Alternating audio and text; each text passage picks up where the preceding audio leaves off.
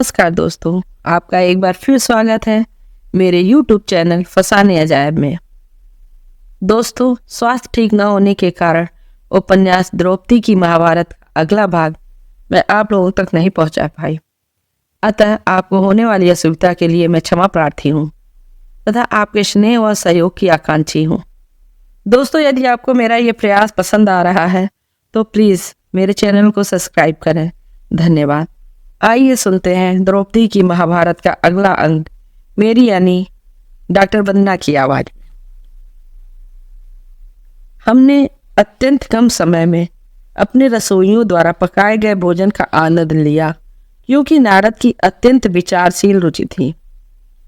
उसमें तले हुए करेले तथा भरवा बैगन से लेकर मसूर की दाल थी, मक्खन के साथ जिसकी चटनी बनाई गई थी जो मुंह में डालते ही पिघल गई, और बादाम से भरी चावल की काढ़ी खीर थी। भरपेट भोजन करने के बाद सभी लोग रेशमी बिस्तर पर आराम कर रहे थे। मैं युधिष्ठिर के पीछे बैठकर वर्क लगे पान के पत्तों और पाचक चूर्ण का थाल आगे बढ़ाते हुए परदेश में से नारद मुनि का आकलन कर रही थी। अपने पतले शरीर और साधारण सफेद वस्त्रों में नारद वैसे तो अहानिकारक लगते थे, किंतु वह बहुत विख्यात थे। उनके शक्तिशाली पारिवारिक संबंध थे। ऐसा कहा जाता है कि उनका उद्भव ब्रह्मा जी के मस्तिष्क से हुआ था और वह भगवान विष्णु के अनन्य भक्त थे। एक दरबार से दूसरे दरबार तथा एक लोक से दूसरे लोक की यात्रा करना, सबकी खोज खबर लेना और सर्वत्र खलबली फैलाना उनका पसंदीदा कार्य था। अनेक वंशों के विनाश में उनका योगदान रह चुका था। उन्हें सही अर्थों में विपत्ति कारक नारद कहा जाता था। मुझे समझ में नहीं आया कि वह अब क्या योजना बना रहे थे। यद्यपि मैंने उन्हें यम के दरबार में देखा था। नारद ने शरारती कौवे को अपना की भांति अपना सिर हिलाते हुए जोड़ा, परंतु मेरे पिता इंद्र के दरबार में न होकर यम के दरबार में क्यों हैं? अपने परिवार के सम्मान में इस गिरावट पर चढ़ते हुए युधिष्ठिर ने पूछा। आपके पितामह भी वही हैं? नारद ने अपने हाथ के पीछे धीरे से उबासी लेते हुए कहा। परंतु आप इस बात से परेशान ना हो। हालांकि वहां के आसन और उनकी गद्दियां इंद्र के दरबार के आसन और गद्दियों की तरह सुविधाजनक तो नहीं है, पर वे लोग वहां आराम से रह रहे हैं। यद्यपि हमें क्या करना चाहिए जिससे हमारे पूर्वजों को इंद्र के दरबार में प्रवेश मिल जाए? युधिष्ठिर ने बीच में टोकते हुए कहा। संयोग से नारद बोले, मैंने भी उनसे यही बात पूछी। उन्होंने कहा कि यदि आप राजसूय यज्ञ करेंगे तो उन्हें इंद्रलोक भेज दिया जाएगा। तो फिर हम यज्ञ अवश्य करेंगे। युधिष्ठिर ने घोषणा की। आप हमें बताइए कि वो कैसे किया जाता है। नारद ने उत्सुकता का नाटक करते हुए भौं चढ़ाई। यह बहुत खतरनाक है। पहले आपको भारत के सभी राजाओं से कर लेना होगा। यदि वह नहीं देते हैं तो आपको उनसे युद्ध करके उन्हें पराजित करना होगा। उसके बाद आपको एक विशाल अग्नि समारोह करना होगा जिसमें उन सभी राजाओं को उपस्थित होना होगा। मुझे इस पूरे प्रयास पर संदेह था। यदि लोग होते भी हैं तो भी इस बात का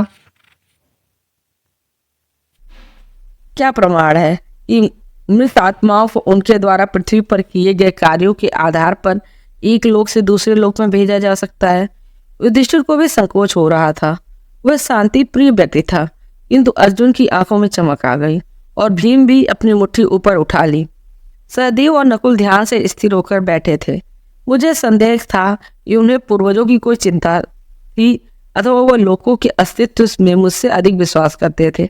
यद्यपि नारद की कहानी ने उन्हें झकझोर कर उनकी शिथिलता से बाहर निकालने, जंग लगते हुए अपने युद्ध कौशल को दोबारा साफ करने, राजसी कोष भरने, अपनी ख्याति को फिर प्राप्त करने और साथ ही उत्तरदायी संतान बनकर प्रशंसा करने का अवसर प्राप्त दान किया। हम कब आरंभ करें? अर्जुन ने पूछा। हमें जल्दबाजी नहीं करनी चाहिए, युधिष्ठिर ने कहा। हम कृष्ण को बुलाते हैं, वह हमें सलाह देंगे। आह, महान रणनीतिज्ञ कृष्ण! नारद ने हाथ बांधकर उत्साहित होकर कहा। आप कितने सौभाग्यशाली हैं जो उन्हें मित्र के रूप में पाया। आप तो जानते ही हैं ना कि वो भगवान विष्णु के अवतार हैं। नारद ने मेरी ओर कुटिल दृष्टि से देखा और जांचने की चेष्टा की कि इस चौंका देने वाले दावे पर मेरा विश्वास था या नहीं। क्या वो सचमुच अवतार हैं? अर्जुन ने उत्सुक होकर पूछा। वह अत्यंत साधारण लगते हैं और हम लोगों के साथ सदैव हंसी मजाक करते रहते हैं। वह अपना दिव्य रूप सिर्फ उन्हें दिखाते हैं जो उनके लिए तैयार होते हैं, नारद ने कहा। और हालांकि वो अर्जुन से बात कर रहे थे, उनकी दृष्टि मुझ पर टिकी हुई थी। मैंने नारद की बात की उनकी अनेक अन्य उपहासपूर्ण युक्ति की तरह उपेक्षा कर दी, किंतु बाद में जब मैं अकेले थी तो मैं इस बात के विषय में सोचती रही। यदि मेरा विचार गलत हुआ तो, यदि सचमुच लोक के ऊपर अन्य लोक हुए तो दिन में अदृश्य हुए तारों की भांति साधारण मनुष्यों को दिखाई नहीं देते तो, यदि समय समय पर देवता नीचे आकर हम लोगों के बीच रहते हुए हमारी नियति को दिशा देते हों तो, अपने वर्तमान पति नकुल के सुप्त छाया चित्र के आगे मेरे शयन कक्ष की अंधकारपूर्ण खिड़की के पार पीत वर्ण का चंद्रमा आकाश में चमक रहा था। उसके दागदार चेहरे के पीछे कौन से रहस्य छिपे थे, मैं यह निर्णय नहीं कर सकी। क्या परलोक के नियमों को हमें पीछे छोड़ देना चाहिए, और यह कि क्या हमें किसी साधु की ऐसी सलाह को नमन करना चाहिए जो सभी तर्क संगत बातों के विरुद्ध हो? जब कृष्ण आए तो मैंने उन्हें ध्यान से देखा। उनका व्यवहार ईश्वरीय नहीं था। उन्होंने मुझे हमेशा की तरह छेड़ा और कहा कि मैं मोटी हो गई हूँ। बिल्कुल झूठ। उन्होंने मुझसे अपने लिए भोजन बनाने का आग्रह किया और फिर कहा कि मेरी बनाई हुई मिठाई से कहीं अधिक स्वादिष्ट मिठाई वह बचपन में वृंदावन में खाकर बड़े हुए थे। एक और झूठ। जब मेरे पतियों ने उनसे राजसूय के विषय में पूछा तो आश्चर्यजनक से उनके पक्ष में थे। उन्होंने कहा कि देश में बहुत भ्रष्टाचार हो रहा है और उसे ठीक करने की आवश्यकता है। अभी सावधानी से नियंत्रित ढंग से किए गए रक्तपात द्वारा बाद में नृशंस संहार को रोका जा सकता था। वह इससे पहले ईर्ष्या संबंधी दी गई अपनी चेतावनियों को भूल गए थे। कृष्ण ने रणनीति बनाने में मेरे पतियों की सहायता की। उन्होंने इसका आरंभ उस समय के सबसे भयावह शासक और कृष्ण के पुराने शत्रु जरासंध को मरवा कर किया। भीम ने मल्ल युद्ध के दौरान उसके शरीर को 2 हिस्सों में चीर दिया और उसने मुझे उसका पूरा विवरण बाद में विस्तार से सुनाया था। उसके बाद उन्होंने अनेक राजाओं को छुड़ाया जिन्हें जरासंध ने बंदी बना रखा था और उन्हें उनके राज्य लौटा दिए। इससे मेरे पतियों की इतनी ख्याति मिली कि वह जहां भी गए राजाओं ने उनसे मैत्री कर ली। किसे पता कि कर्ण के राज्य अंग में भी क्या हुआ होता, परंतु कृष्ण ने नेत्रहीन राजा के पास एक विनम्र पत्र भेजकर बड़ी चतुरता से इस समस्या को टाल दिया, जिसमें यह लिखा कि अपने ताऊ जी के प्रति सम्मान के कारण पांडव उनसे किसी भी सहयोगी को चुनौती नहीं देंगे। कुतर्क में न पड़ते हुए नेत्रहीन राजा ने एक मृदु पत्र लिखकर यह उत्तर दिया कि यदि पांडव भारत के सभी राजाओं का समर्थन प्राप्त कर अपने पिता की प्रसिद्धि को बढ़ाएंगे तो उसे अत्यंत प्रसन्नता होगी। विजय के बाद जब पांडवों ने उसे आमंत्रित किया तो उसने लिखित उत्तर भेजा कि वह स्वयं भी असक्त होने के कारण वहां नहीं आ पाएगा, लेकिन दुर्योधन तथा उसके मित्रों को हमारे महल में आकर, जिसकी सभी इतनी प्रशंसा करते हैं, समारोह में उपस्थित होने में खुशी होगी। धृतराष्ट्र के पत्र ने हमें उन्मादित कर दिया।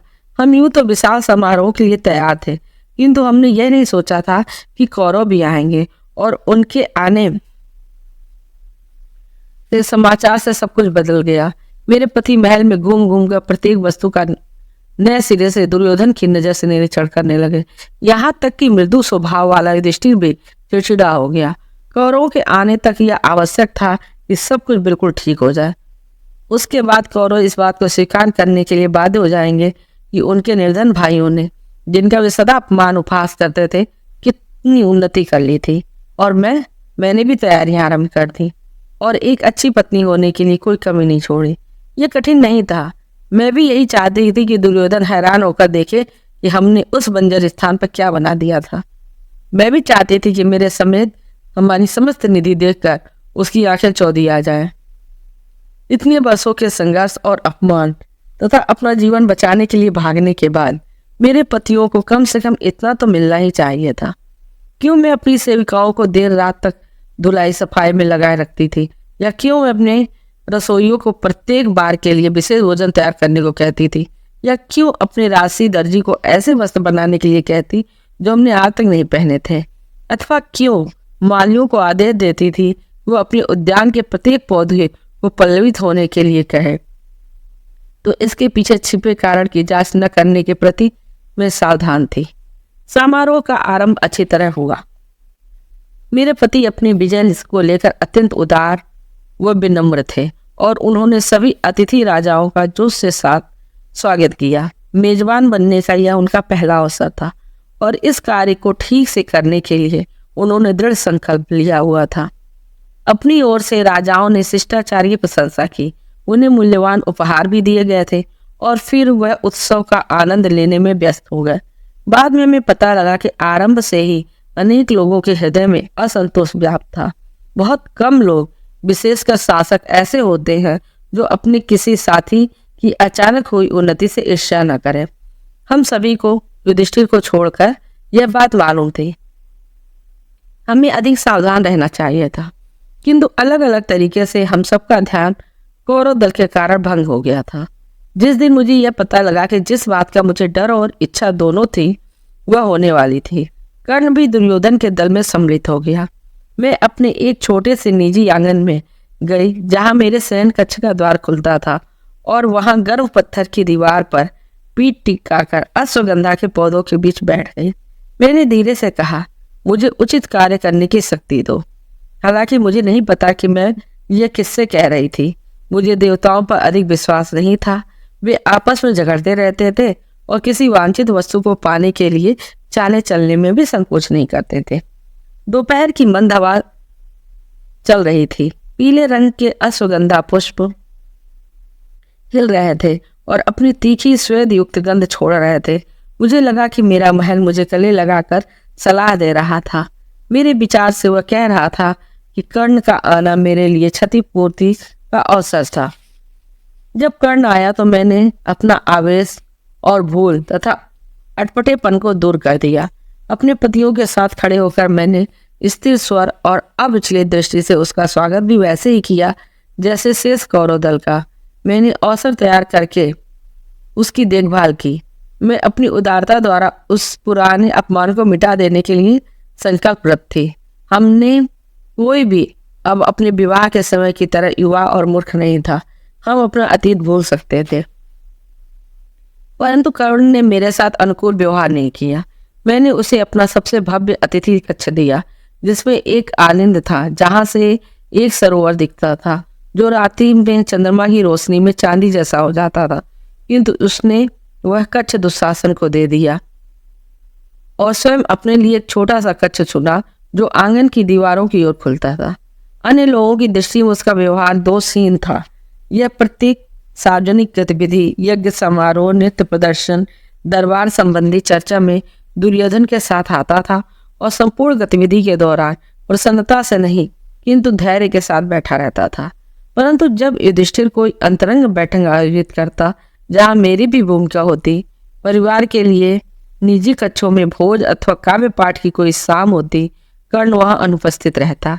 यदि संयोग से हम कभी महल के गलियारे में एक दूसरे के निकट से गुजरते तो वह मेरे अत्यंत आत्मीय अभिनंदन का उत्तर मात्र देता था, इसके अतिरिक्त कुछ नहीं। धीरे धीरे मुझे भारी हृदय के साथ यह बात समझ में आ गई कि वह मुझको स्वयं से मुक्त नहीं करने देगा। यज्ञ के अंतिम दिन युधिष्ठिर को समस्त भारत के राजाओं में सर्वश्रेष्ठ घोषित किए जाने के बाद उसे वहां एकत्रित राजाओं में से किसी एक को विशेष अतिथि चुनना था। कई रातों से मेरे पति इस बात का निर्णय करने की कोशिश कर रहे थे कि यह स्थान किसे दिया जाना चाहिए। क्या उन्हें आयु में सबसे ज्येष्ठ राजा को चुनना चाहिए या जिसका राज्य सबसे बड़ा हो, सबसे अधिक दानवीर, अथवा जिसे वह अपना निकटतम सहयोगी बनाना चाहते हो। परंतु इस पर सहमति नहीं हो पाई। अब सभा में युधिष्ठिर ने भीष्म से कहा, पितामह, यहाँ उपस्थित सभी लोग इस बात से सहमत होंगे कि आप हम सब में सर्वाधिक ज्ञानी हैं, इसलिए यही उचित होगा कि विशेष अतिथि का चयन आप ही करें। युधिष्ठिर के पीछे खड़े होकर मैं यह देख रही थी जो उसे दिखाई दे रहा था। सब लोग उसकी बात से सहमत नहीं थे। हालांकि भीष्म के विरुद्ध बोलने का उनमें साहस नहीं था, किंतु उनके अनेक शत्रु थे। कुछ उन्हें उनकी प्रतिज्ञा के कारण गलत समझते थे जो अत्यंत भीषण व अप्राकृतिक थी। कुछ उनसे इसलिए नाराज थे कि उन्होंने कौरव राज्य को अपने लिए बचाकर रखा हुआ था। कुछ उनसे सिर्फ इसलिए घृणा करते थे क्योंकि वह हमें प्रेम करते थे।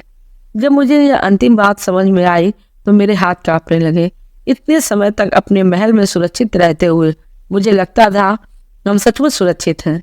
मेरा मानना था कि जब तक किसी को हानि नहीं पहुंचाएंगे हमें कोई हानि नहीं होगी, परंतु इस दौरान ईर्ष्या हमारे घर के बाहर मंडरा रही थी और अब हमने उसे भीतर आ जाने का अवसर दे दिया था। मेरे सामने चेहरे बिखरित होते गए और राजाओं ने एक दूसरे के कान में फुसफुसाना शुरू कर दिया, जिसके साथ मेरे पतियों के साथ उनकी सहज मैत्री प्रत्येक शब्द के साथ बाष्प की भांति उड़ने लगी। कृष्ण, विष्णु ने घोषणा करके मुझे चौंका दिया। कृष्ण को हमारा विशेष अतिथि होना चाहिए। उनका यह वक्तव्य बर्रे के छत में फेंके गए पत्थर जैसा प्रतीत हुआ। सभा में शोरगुल होने लगा। कुछ लोग अप्रसन्न थे। मेरे पति अपनी मुस्कान छिपा नहीं पाए। अनेक लोग क्रोधित हो गए और अधिकतर हैरान हो गए। हालांकि मैं कृष्ण से बहुत प्रेम करती थी, पर मैं भी आश्चर्य में पड़ गई। उनके विषय में कही जाने वाली शानदार गाथाओं के बावजूद वह अन्य शासकों की तुलना में छोटे थे। भीष्म को उनके विषय में ऐसा क्या पता था जो मैं नहीं जानती थी? कृष्ण, जो शेष यदुवंश के साथ सभा के मध्य में बैठे थे, उठ खड़े हुए। वह अधिक प्रसन्न नहीं थे। मेरे लिए उनके परिवर्तनशील भावों को पढ़ पाना सदा से ही कठिन था, किंतु मुझे लगा उस समय उनका समर्पित भाव था। वह स्वीकृति में हाथ जोड़कर धीरे से मंच पर आ गए। उनके व्यवहार ने दर्शकों को प्रभावित किया। इन लोग भी शांत होने लगे। युधिष्ठिर ने राहत की सांस ली। तभी चेदी नरेश शिशुपाल क्रोधित होकर अपने आसन से उठ खड़ा हुआ। मुझे वह स्वयंवर के दिन से ही याद था। वह उन असंतुष्ट राजाओं में सबसे आगे था जिन्होंने अर्जुन को मारने का प्रयास किया था। वह लोगों को भड़काने में अति कुशल था, जिससे उसने उस सर्वनाक विचारों को बल दिया था जिन्हें वे लोग भीतर दबा चुके थे। मेरा हृदय इस विचार से घबरा गया कि वह न जाने अब क्या करने वाला है। शिशुपाल ने उपहासपूर्ण ढंग से तालियां बजाई। बहुत शानदार। सभा में इतने महान नायकों के होने के बावजूद यह पुरस्कार इस चरवाहे को दिया जा रहा है जो अपने मामा को छल से मारकर राजा बन के बैठ गया है। ऐसे व्यक्ति जिसे मेरे मित्र जरासंध ने अनेक बार रणभूमि से भगाया है, ऐसा पुरुष जिसने मेरे मित्र को भीम के हाथों छल से मरवा डाला, ऐसे व्यक्ति को आज हम सबके सामने सम्मानित किया जा रहा है। एक घटिया राजा के दरबार में और अपेक्षित भी क्या हो सकता है। सभी की सामूहिक रूप से सांसें तेज हो गईं। युधिष्ठिर की ओर से देखने का मेरा साहस नहीं हुआ। अर्जुन अपनी तलवार पर हाथ रखकर एक कदम आगे बढ़ा। शिशुपाल, भीष्म ने स्वयं को नियंत्रित करते हुए कहा, तुम यहाँ मेहमान हो। हालांकि अपने मेजबान के प्रति होने वाले शिष्टाचार को तुमने भुला दिया है। मैं नहीं चाहता कि पांडवों के ऊपर तुम्हारी हत्या का पाप आए, इसलिए मैं चाहता हूं कि तुम अपने द्वारा कहे गए अति अपमानजनक शब्द तुरंत वापस ले लो। मैं अपने कहे हुए शब्द कभी वापस नहीं लेता, शिशुपाल बोला, विशेषकर जब वह सत्य हो। कितना सुविधाजनक था जब देवता कुंती से मिलने वन में आते थे और वह बेचारा नपुंसक पांडु। और नपुंसक की बात हुई तो क्या आप सभी महान राजाओं ने कभी सोचा है कि भीष्म ने वह प्रतिज्ञा लेने में इतनी शीघ्रता क्यों दिखाई जिससे ये इतना प्रसिद्ध हो गया? तभी गर्जना के साथ भीम मंच के सामने आ पहुंचा, परंतु भीष्म ने भीम का हाथ पकड़ लिया। वह अब भी क्रुद्ध नहीं थे। उन्होंने कृष्ण की ओर संकेत किया। कृष्ण के पास तलवार नहीं थी, किंतु कुछ ऐसा था जो मैंने पहले कभी नहीं देखा था। उनके दाहिने हाथ में एक कांटेदार चक्र था। उसकी सतह पर सूर्य की रोशनी चमक रही थी, जिससे ऐसा भ्रम पैदा होता था कि वह चक्र उनकी तर्जनी में तेजी से घूम रहा था। मैंने तुम्हारे 100 अपराध क्षमा करने का वचन दिया था, कृष्ण ने शिशुपाल से कहा। तुमने वह संख्या बहुत पहले पार कर ली थी, किंतु मैंने धैर्य नहीं खोया, क्योंकि मुझे पता है कि तुम्हें ठीक से गिनती नहीं आती। उन्होंने शिशुपाल के क्रुद्ध स्वर को शांत होने तक प्रतीक्षा की। इस बार तुमने पितामह का अपमान करके सभी सीमाएं लांघ दी हैं, तथा यदि तुम क्षमा मांग लो तो मैं तुम्हें छोड़ सकता हूँ। इस तरह युधिष्ठिर का यज्ञ भी शांतिपूर्ण तरीके से संपन्न हो जाएगा। कायर, मुझे अपनी मीठी बातों से मूर्ख मत बनाओ, क्रोध में उन्मत्त शिशुपाल ने चिल्लाकर कहा, जिससे तुमने मेरी सुंदर रुक्मिणी को मूर्ख बना दिया। मुझे मोटे तौर पर एक कथा याद आ गई। किस प्रकार कृष्ण की पसंदीदा पत्नी को उसके भाई ने शिशुपाल के साथ विवाह का वचन दे दिया था, परंतु उस समय अपने विचारों को सुलझाने का मेरे पास समय नहीं था। शिशुपाल अपनी तलवार हाथ में लिए कृष्ण की ओर दौड़ चुका था। मैंने कसकर अर्जुन की बाह पकड़ ली। ऐसे समय में युधिष्ठिर का कोई विशेष लाभ नहीं होता था। उसे बचाओ, मैं चिल्लाई। उसने मुझे अविश्वसनीय दृष्टि से देखा। मैं कृष्ण के झगड़े में हस्तक्षेप नहीं कर सकता। चिंता मत करो पांचाली, युधिष्ठिर ने मेरे कंधे को थपथपाकर कहा। याद है नारद ने कृष्ण की शक्तियों के विषय में क्या कहा था? शिशुपाल ने झटके से अपनी तलवार कृष्ण के पेट में तान दी। तलवार की गति इतनी तेज थी वह धुंधली सी दिखाई पड़ी। मैंने चिल्लाकर अपना चेहरा ढक लिया। मेरे आसपास खड़े लोग हैरानी से चिल्ला रहे थे। मुझे मर्मभेदी पीड़ा का अनुभव हुआ, मानो उस तलवार ने मेरे ही भीतर को भेद दिया था। और फिर एक रिक्तता महसूस हुई जैसा पहले कभी नहीं लगा। यह वार इतना कठोर था कि मुझे लगा यदि कृष्ण मेरे जीवन में न होते तो किसी बात का फिर कोई महत्व ही नहीं था। न मेरे पति, न मेरा भाई, न यह महल जिस पर मुझे इतना गर्व था, ना ही कर्ण की आंखों में वह रूप जिसे देखने को मैं लालायित थी। कृष्ण का मेरे लिए इतना महत्व कब से होने लगा? अथवा यह पहले से था और मुझे इसका तब ज्ञान भान हुआ जब तक इस आपदा ने मेरा ध्यान इस ओर आकृष्ट नहीं किया। पांचाली, मैंने भीम को कहते सुना, अब तुम आंखें खोल सकती हो। वह समाप्त हो गया है। वह सचमुच समाप्त हो गया था। जिस फाल का रक्त उगलता कटा हुआ सिर धरती पर पड़ा था। मैंने जल्दी से अपनी आंखें दोबारा बंद कर ली। कृष्ण ने अपने चक्र से इसे काट डाला, भीम ने बताया। परंतु शिशुपाल का सिर विहीन दर्द आगे बढ़ता आ रहा था और उसकी तलवार अब भी कृष्ण की ओर तनी हुई थी। यह देखने लायक दृश्य था। अंतिम क्षणों में वह कृष्ण के चरणों में आ गिरा। उसका शरीर जब गिरा तो सबसे आश्चर्यजनक घटना घटी। उसके शरीर में से एक प्रकाश निकला और कृष्ण में समा गया। इससे तुम क्या समझी? मैं इतनी स्तब्ध थी कि बाहरी गतिविधियों या अपने भीतर के बिछोह का मेरे लिए कोई अर्थ ही नहीं था। इस बार मैंने जब आंख खोली तो मैंने अपना ध्यान कृष्ण पर केंद्रित कर दिया। उन्हें देखकर ऐसा बिल्कुल नहीं लग रहा था कि उन्होंने अभी अभी एक व्यक्ति की हत्या कर दी थी। एक मंद मुस्कान उनके होठों पर खेल रही थी, मानो वह किसी अरुचिकर नहीं बल्कि पुरानी स्मृति को याद कर रहे हो। क्या उसका उस प्रकाश के साथ कोई संबंध था जिसका उल्लेख भीम ने किया था? और क्या शिशुपाल की आत्मा थी? उनके पैर रक्त से सने हुए थे। यह मेरा नहीं है, उन्होंने मेरे चेहरे के भाव देकर कहा। मुझे चोट नहीं लगी है, किंतु यह सत्य नहीं था। उनकी दाहिने हाथ की तर्जनी से रक्त टपक रहा था। क्या ईश्वर का भी रक्त बहता है? उन्होंने अवश्य ही चक्र फेंकने के लिए उसका प्रयोग किया होगा। वहां अब चक्र नहीं था। मैं उसे अब कई वर्ष तक नहीं देख पाऊंगी। मैंने अपने साड़ी का एक कोना फाड़कर उनके घाव पर पट्टी बांध दी थी। तुमने यह मूल्यवान साड़ी खराब कर ली, वो बोले। मुझे तुम्हारे लिए नई साड़ी लानी पड़ेगी। हालांकि वह इतनी अच्छी तो नहीं हो सकती। आखिरकार मैं एक छोटा सा राजा हूँ। मैंने स्तब्ध होकर उनकी ओर देखा और सर से लाल हो गई। क्या उन्हें कर्ण समेत मेरे उन विचारों का भी पता था? राजागण अपने आसनों से उठ चुके थे। कुछ गुस्से से विरोध कर रहे थे, कुछ ने अपनी तलवारें निकालनी थी। मुझे लगा मैंने सभा में नारद को एक कोने में बैठे देखा और उनके चेहरे पर भय व सुख के मिश्रित भाव थे। दुखित युधिष्ठिर सबसे व्यवस्था बनाए रखने के लिए कह रहा था। मेरे अन्य पति भी दर्शकों के बीच जाकर उन्हें शांत करवाने का प्रयास कर रहे थे। क्या वह कर्ण था जो अपने हाथ उठाकर उनकी सहायता कर रहा था? उसकी पीठ विशाल वृक्ष के तने के समान थी और वह उन्मादित भीड़ को मंच के ऊपर आने से रोक रहा था। जहां मैं खड़ी थी, एक बार मेरा ध्यान उसकी ओर से हट गया। यदि मैं कृष्ण को अपने भाव बताना चाहती थी तो उसका यही समय था। कृष्ण ने अपना दुविधापूर्ण दुख छुपाना इतना महत्वपूर्ण क्यों था? अपने पैरों के नीचे से की धरती मुझे अस्थिर लग रही थी। मेरा चेहरा गर्म हो रहा था। इस तरह मैंने कभी अपनी अंतरात्मा को कृष्ण के सामने उजागर नहीं किया था। मुझे डर था कि वो मेरा मजाक उड़ाएंगे। फिर भी मैंने कहा, जब मुझे लगा कि आपकी मृत्यु हो गई तो मैं भी मर जाना चाहती थी। कृष्ण ने मेरी आंखों में देखा। क्या उनके चेहरे पर जो मैंने देखा वह प्रेम था?